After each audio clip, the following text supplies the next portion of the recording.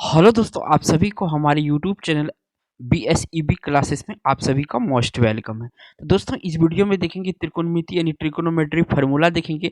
लेकिन फार्मूला से भी ज़्यादा इंपॉर्टेंट चीज़ देखेंगे कि फार्मूला को याद कैसे आसान तरीके से रखा जाता है, उसका भी जुगाड़ बताएंगे इस वीडियो में। तो सबसे पहले चलते हैं, एक त्रिभुज ले लेते हैं। त्रिभुज जो होगा समकोण होगा, आप सभी को पता है। नहीं है पता तो आपको हो जाना चाहिए पता कि जो समकोण त्रिभुज का ही त्रिकोणमिति में पूरा जिक्र होता है। और ये त्रिकोणमिति ये रहा, आप बना दिए एक समकोण त्रिभुज। तो ये हो गया आपको समकोण त्रिभुज। अगर इसमें बात करेंगे समकोण त्रिभुज में तो कितना, इसमें देखिए अगर इसमें भुजा मान लेते हैं तो ABC। अगर बात करेंगे तो यहाँ पे देखिए ये जो होता है कोण, जो यहाँ बी दिखा रहा है, ये आपका समकोण होता है यानी कि 90 डिग्री है यहाँ पर। और ये जो दो कोण दिखा रहा है इसको बोलते हैं न्यून कोण या थीटा कोण। तो यहाँ पे देखिए थीटा कोण जो होता है आपस में चेंज हो जाता है, लेकिन आपका जो है कि समकोण जो होता है ये 90 डिग्री ये चेंज नहीं होता है।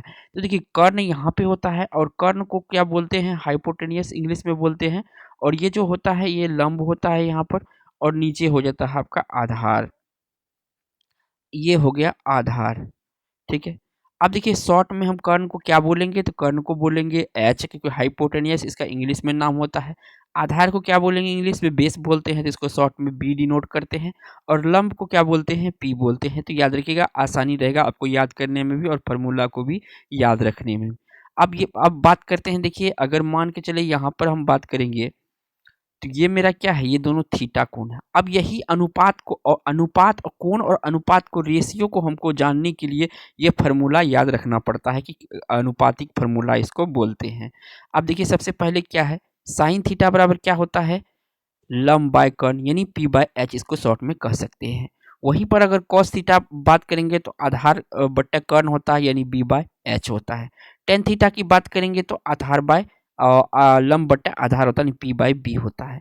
अब यहाँ अगर ध्यान से आप देखिएगा तो थोड़ा सा हम कलर को चेंज कर लेते हैं। अब यहाँ पे अगर अब देखिए यहाँ पे लंब का अपोजिट क्या होता है, तो लंब का अपोजिट जो होता है आपका क्या हो जाता है, कोसेक होता है। क्योंकि यहाँ पे देखेंगे P/H है और यहाँ पे क्या है, H/P है, तो यूनिवर्सल हो जाता है। मान के चलिए अगर ये एरो ऐसे है तो अगर कॉसेक में जाएगा तो कैसे हो जाएगा, ऐसे। ध्यान रखिएगा, जो साइन का अपोजिट होता है वो कॉसेक होता है।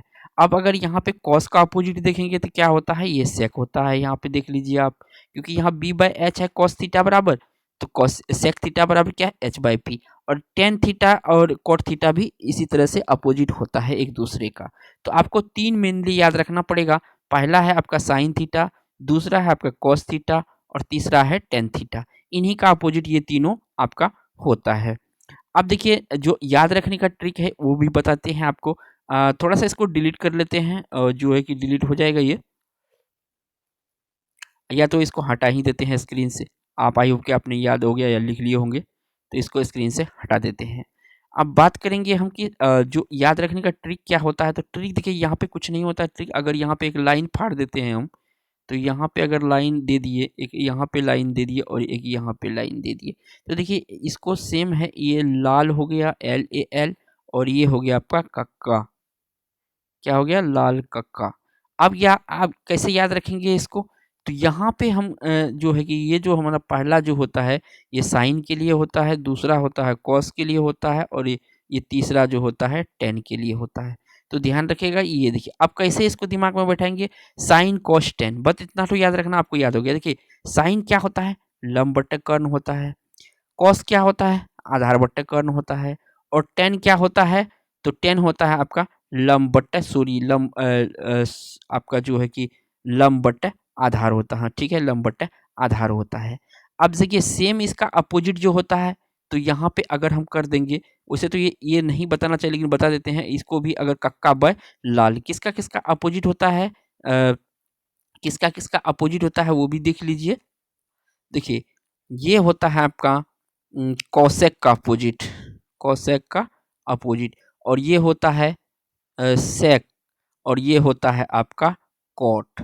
तो यहाँ पे अब ध्यान से देखेंगे, आपको बताए थे अपोजिट, तो देखिए इसका अपोजिट ये है ये, और इसका अपोजिट ये है ये, और इसका अपोजिट ये है, टेन का अपोजिट कॉट। तो इस तरह से एक और आपको यहाँ से याद रखना पड़ेगा जो कि इम्पोर्टेंट है, और जो 9.1 में जो है आपको यहाँ पे एक और याद रखना है कि जो कर्ण होता है, यानी कि जो कर्ण होता है यानी एच स्क्वायर बराबर जो होता है, ये पाइथागोरस ट्रिक है, इसको भी याद रखना आपको पड़ेगा।